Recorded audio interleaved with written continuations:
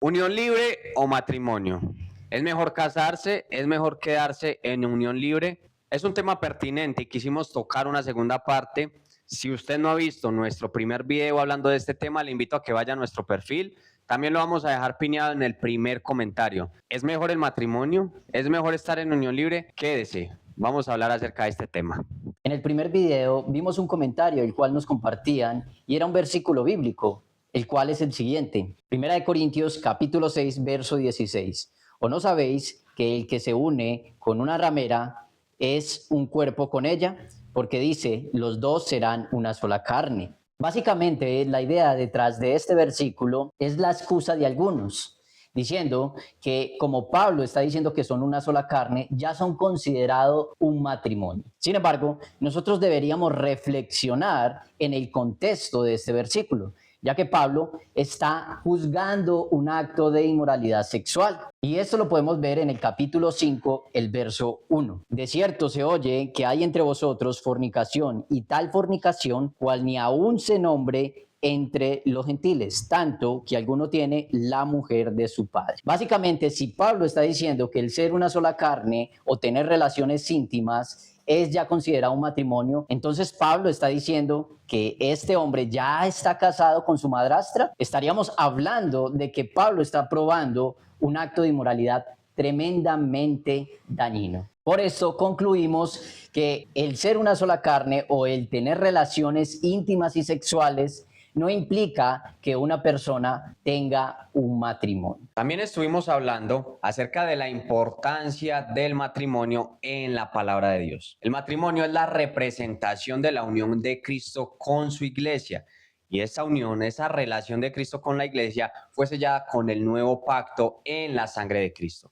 Así que el matrimonio, al ser representación de esa unión de Cristo con la iglesia, también debe sellarse con un pacto. Ahora, el estar viviendo en unión libre quita ese compromiso, quita ese pacto en medio de esa relación. Aunque haya relaciones en unión libre que hayan durado años, que hayan sido exclusivos el uno con el otro, no significa que sea un pacto delante de Dios. ¿Por qué? Porque esa relación debe ser un pacto delante de Dios, debe sellarse con un pacto. Así como nosotros somos sellados con el Espíritu Santo y podemos relacionarnos con nuestro Señor, asimismo el matrimonio debe sellarse con un pacto, debe ser un compromiso delante de Dios. De lo contrario, si quitamos ese pacto en medio del matrimonio, también podríamos decir que las personas naturales, las personas del mundo, pueden relacionarse de alguna manera con Cristo, pueden buscarlo de alguna manera sin necesidad de que haya un pacto. Pero es todo contrario lo que vemos en la palabra de Dios. Para que el creyente, para que esa persona pueda venir a los pies del Señor, debe ser sellado con el Espíritu Santo, y esto gracias al nuevo pacto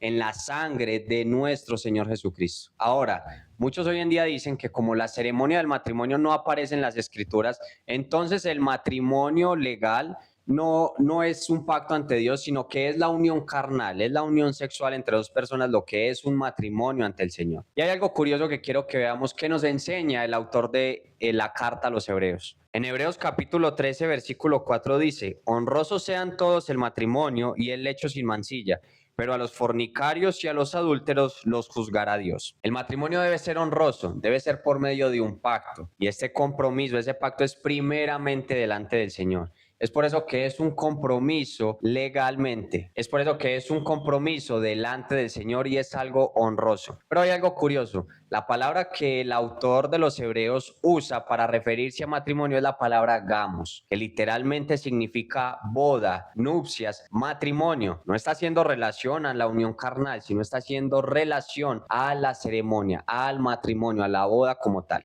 Digamos, era el día de la boda, era el día de la ceremonia, era un día donde había ciertos rituales, ciertas ceremonias, y uno de ellos era el más importante. Cuando el novio se acercaba a la novia y le quitaba el velo, eso significaba que era traspasada de la familia al marido, y se hacía en el día de Gamos, el día de las ceremonias. Así que es de suma importancia ese pacto delante del Señor, y ese pacto debe oficializarse por medio de una ceremonia, de una boda, no un ritual como hoy en día delante de un altar solamente. No debe ser algo legal, debe ser un compromiso, una nupcia como tal. Y no es casualidad que después de que el autor de los Hebreos nos hable de la importancia del matrimonio, de la honra del matrimonio, nos presente dos palabras: fornicación y adulterio. Ahora, aunque algunos digan que en la escritura no se utiliza ninguna palabra para adulterio, que solamente se utiliza la palabra porneia para hablar de todo tipo de inmoralidad sexual, aquí en el libro de Hebreos encontramos las dos. En la primera encontramos la palabra pornos, que significa una persona inmoral, una persona libertina. Sin embargo, cuando miramos la palabra adulterio,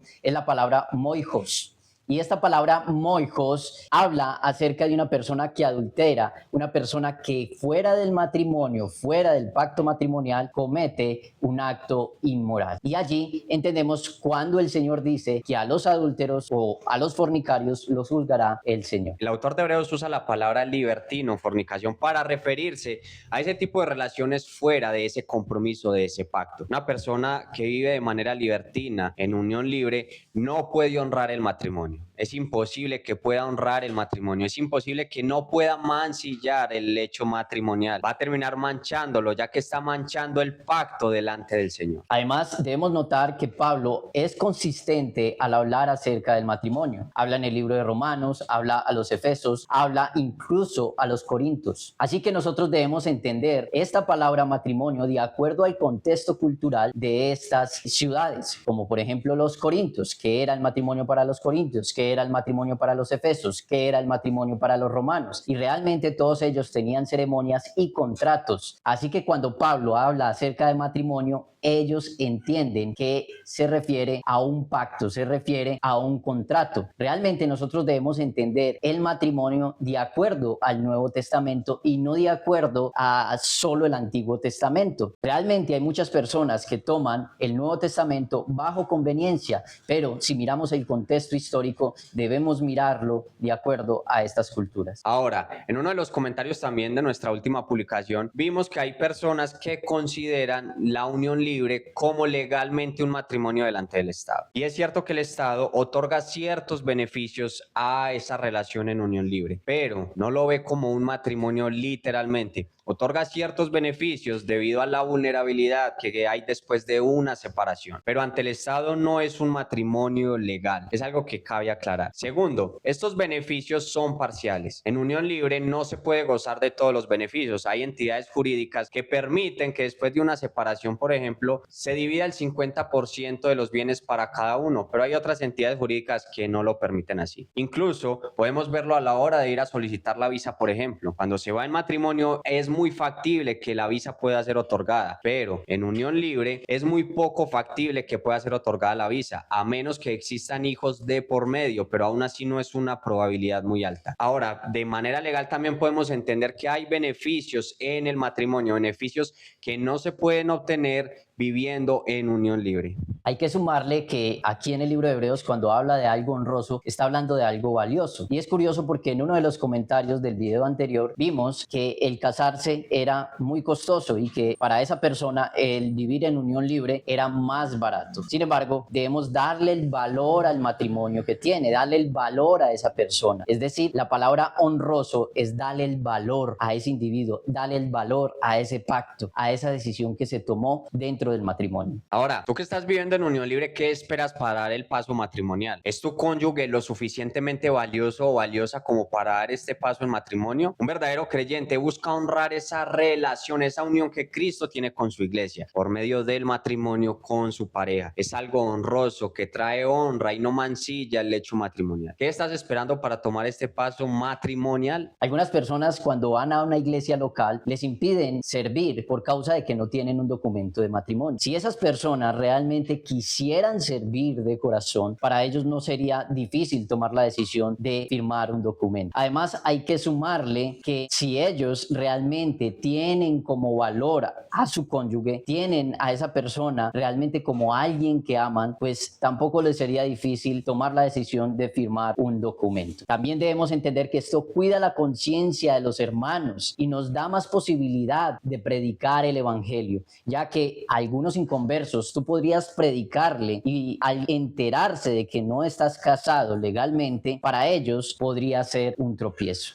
¿Qué opina usted? ¿Es mejor estar casado? ¿Es mejor estar en unión libre? Es cierto que hay muchos argumentos a favor de la unión libre, pero la palabra es clara resaltando la importancia del matrimonio. Así que no te dejes engañar por tantos youtubers, tantos influencers a favor de un corazón pecador. ¿Estás de acuerdo con todo esto? Déjalo aquí en la caja de los comentarios. También puedes dejarnos algún video que te gustaría que comentemos y así lo estaremos reaccionando en nuestros próximos videos. Dale like, comparte para que pueda llegar a muchas más personas. Nos vemos en nuestro próximo video.